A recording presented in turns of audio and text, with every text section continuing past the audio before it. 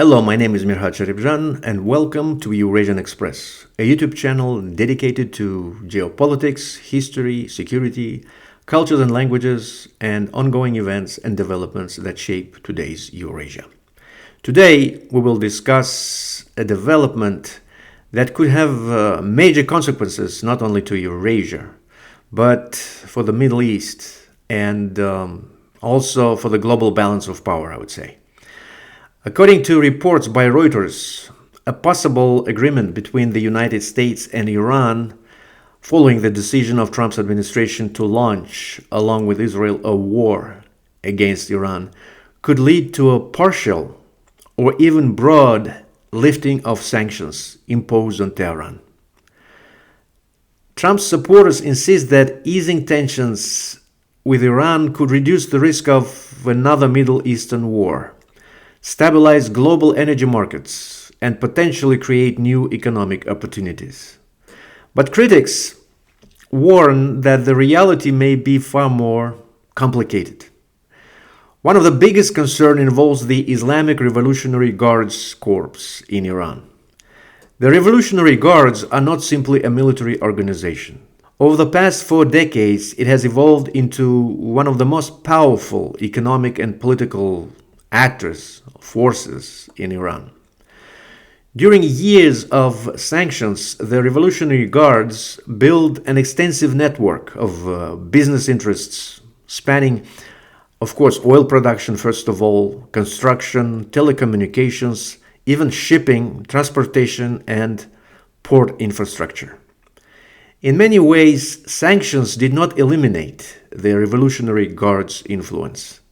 Instead, they often strengthened it. Because the guards controlled many of the channels through which Iran managed to evade sanctions, they gained enormous experience and economic leverage. Now, according to some analysts cited by Reuters, a large-scale sanctions relief could inject hundreds of billions of dollars, American dollars, into the Iranian economy.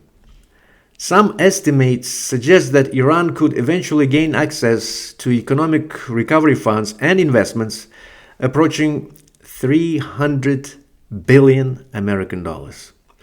That raises a critical question. Who would benefit most? Would ordinary Iranians see the greatest gains? Or would the institutions that dominate Iran's economy today, including the Revolutionary Guards, emerge even stronger? Many experts believe the latter is a real possibility. The Revolutionary Guards already control important sectors of Iran's economy. If sanctions disappear while existing economic structures remain intact, the organization could become even wealthier and more influential. For Washington, this creates a strategic dilemma. The United States has spent decades attempting to contain Iranian influence across the Middle East. American officials have repeatedly accused Iran of supporting armed groups and proxy forces throughout the region, throughout the Middle East. A sanctions relief package could unintentionally provide new resources to the very structures Washington has long sought to weaken. The talks have already encountered difficulties. Iranian officials just announced that a planned June 19 meeting with U.S. representatives in Switzerland was cancelled after a memorandum of understanding was reportedly finalized in its digital form. Additional ceremonies were deemed unnecessary.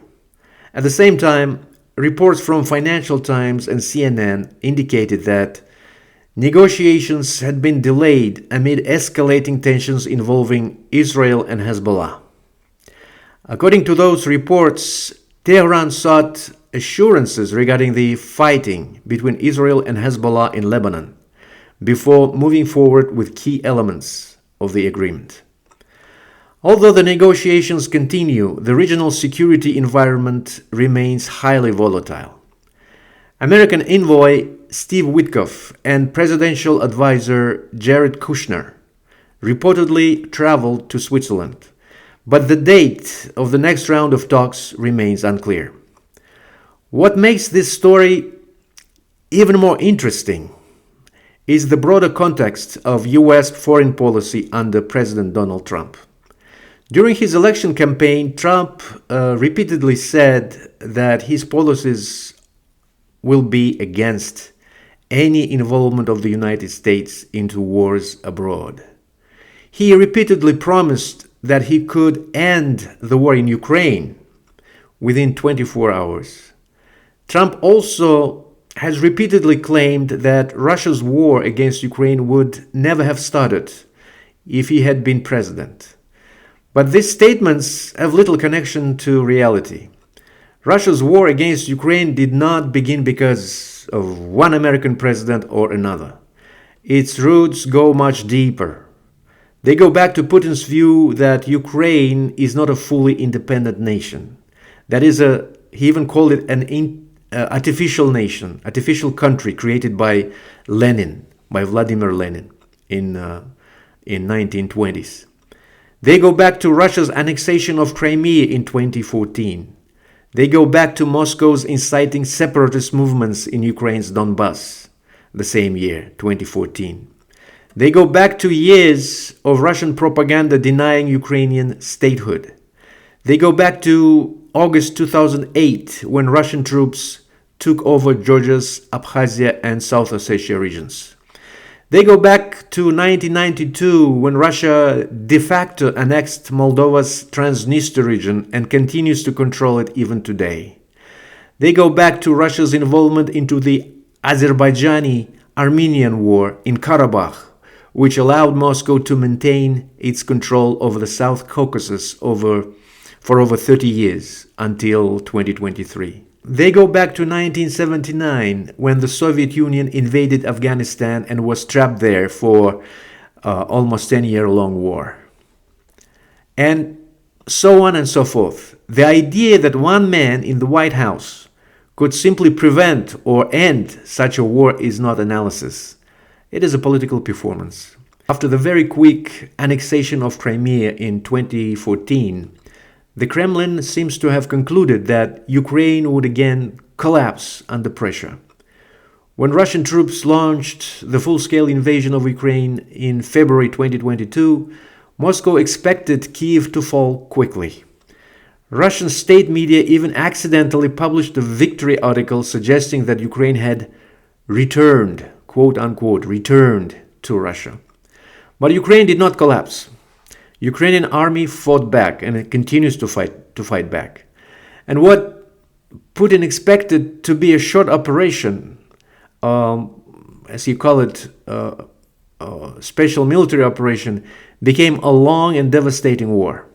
Now let's look at Trump's Iran's operation. Trump has already seen what he considered a major success in Venezuela, where US armed forces removed Nicolas Maduro and took him into American custody.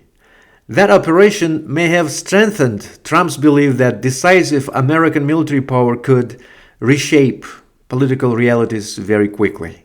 Trump apparently expected that a military strike would weaken Tehran and show American strength. But Iran did not collapse, and the Islamic Republic actually survived. The whole system survived. And now Washington is negotiating with the same Iranian system it tried to intimidate or even remove from power, as Trump initially stated. Even more strikingly, possible sanctions relief may strengthen the very organization Washington has long tried to weaken, the Islamic Revolutionary Guards Corps. In other words, Trump's Iran operation did not produce strategic victory. It produced a messy settlement, new risks, and the possibility that Iran's hardline military economic elite will emerge even stronger. This is the same logic we saw in Putin's Ukraine disaster.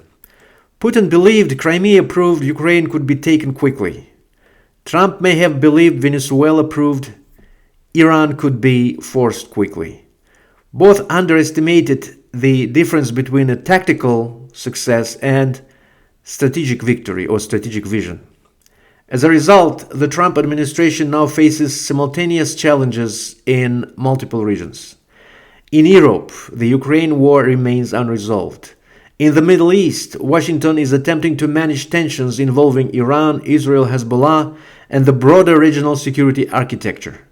In Asia, the United States continues to compete with China. This raises another important question.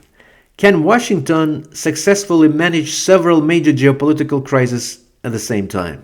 Or will efforts to reduce tensions with Iran reflect a broader desire to free American resources and attention for other strategic priorities? Some analysts argue that the White House may see an agreement with Tehran as a way to stabilize one front while dealing with difficulties elsewhere. Others warn that a rushed agreement could create a new long-term problems in the Middle East. The final terms are not yet known, but one thing is already clear. Any agreement between Washington and Tehran will have implications far beyond Iran itself. It will affect energy markets. Well, to be more precise, it will affect gasoline prices across the United States, Europe, and elsewhere. It will influence Middle Eastern security. It may surely alter regional power balances. And it will provide another test of the Trump administration's ability to navigate an increasingly unstable international environment. At a time when the war in Ukraine continues despite promises of a quick settlement, and when crises are multiplying across the globe, especially following decisions made without thoroughly worked out strategies, similar to the decision to start a war against Iran, the stakes could hardly be higher. Thank you for watching Eurasian Express. If you found this analysis useful, please like, subscribe, and share the channel.